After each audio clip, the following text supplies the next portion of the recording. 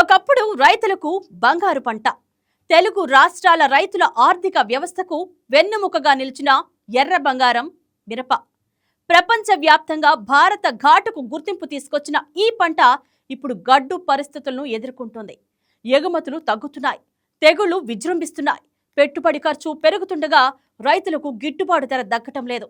మరోవైపు నాణ్యత ప్రమాణాల పేరుతో విదేశీ మార్కెట్లు భారత మిరపను తిరస్కరిస్తుండడం ఆందోళన కలిగిస్తుంది. అసలు ఈ పరిస్థితికి కారణాలేంటి? రైతులు ఎదుర్కొంటున్న సవాళ్లేంటి? ఈ సంక్షోభం నుంచి ఎర్ర బంగారం ఎలా గట్టెక్కుతుంది?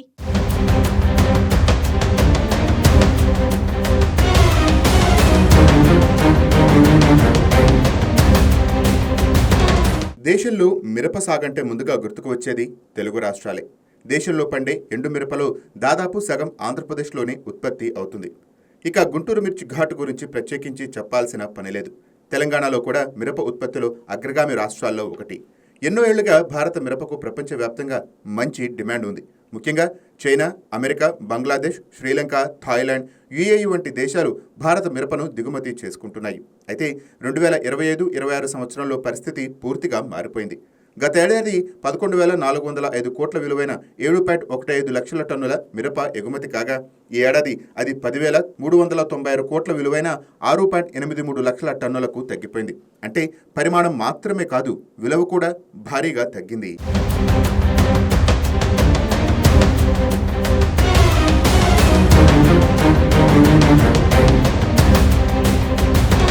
మిరప ఎగుమతులు ధరలు తగ్గటానికి అనేక కారణాలు కలిసి పనిచేశాయి. అంతర్జాతీయ దేశీయ పరిణామాలు కలిసి ప్రభావం చూపుతున్నాయి. పశ్చిమాసియాలో యుద్ధ పరిస్థితులు నెలకొనడంతో సముద్ర రవాణా ఖర్చులు భారీగా పెరిగాయి. కంటైనర్ రవాణా ఆలస్యం కావడం కూడా ఎగుమతులపై ప్రభావం చూపింది. అదే సమయంలో పలు దేశాలు ఆహార భద్రతా నిబంధనలు మరింత కఠినతరం చేయడం కూడా మన రైతులకు ఇబ్బందికరంగా మారింది. మరోవైపు మిరప పంటలో జెమిని వైరస్, నల్లతామర వంటి తెగుళ్లు రైతులను తీవ్రంగా ఇబ్బంది పెడుతున్నాయి. ఈ తెగుళ్లను నియంత్రించేందుకు రైతులు పెద్ద ఎత్తున రసాయన మందులు వాడుతున్నారు. కానీ అధికంగా వాడిన ఈ మందుల అవశేషాలు మిరపలో మిగిలిపోతున్నాయి. దీంతో నాణ్యతా పరీక్షల్లో భారత మిరప తిరస్కరణకు గురవుతోంది. ఇటీవల చైనా భారత్ నుంచి వెళ్లిన 3 కంటైనర్ల మిరపను తిరస్కరించడం ఆందోళన కలిగిస్తోంది. నిషేధిత రసాయనాల అవశేషాలు పరిమితికి మించి ఉన్నాయని పేర్కొంటూ వాటిని వెనక్కి పంపింది. భారత మిరపకు అతిపెద్ద దిగుమతిదారుడైన చైనా కూడా కఠిన నాణ్యతా ప్రమాణాలు అమలు చేయడంతో ఎగుమతిదారుల్లో ఆందోళన పెరుగుతోంది.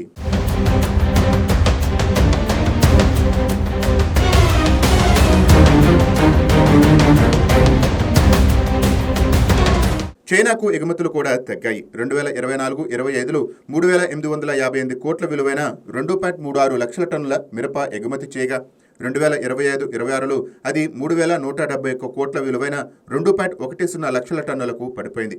అమెరికా, బంగ్లాదేశ్లో కూడా ఎగుమతులు తగ్గాయి.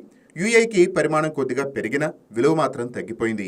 ధరల పరిస్థితి కూడా రైతులకు ఆశాజనకంగా లేదు. 2023-24లో క్వింటాల్కు సగటున 20,783 లభించగా, 2024-25లో అది 15,939కి తగ్గింది. ఇప్పుడు 2025-26లో మరింత తగ్గి 15,205 రూపాయలకే పరిమితం అయింది. ఉత్పత్తి వ్యయం పెరుగుతుండగా అమ్మకపు ధరలు తగ్గిపోవటం రైతులపై తీవ్ర ఆర్థిక భారం మోపుతోంది.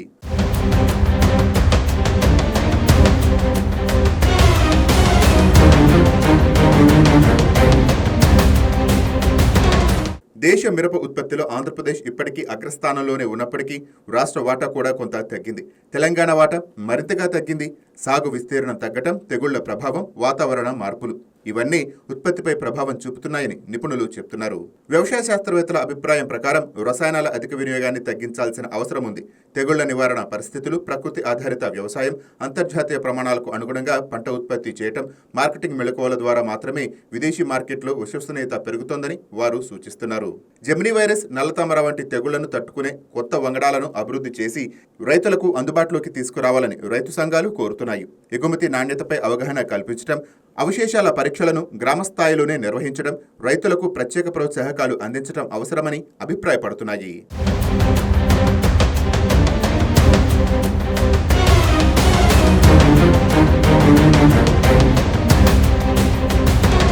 నాణ్యమైన విత్తనాలు, శాస్త్రీయ సాగు పద్ధతులు, రసాయనాల వినియోగంపై నియంత్రణ, ప్రభుత్వ ప్రోత్సాహక చర్యలు అమలైతేనే భారత మిరప ప్రపంచ మార్కెట్లో తన ఆధిపత్యాన్ని మరింత బలోపేతం చేసుకునే అవకాశం ఉందని నిపుణులు అభిప్రాయపడుతున్నారు.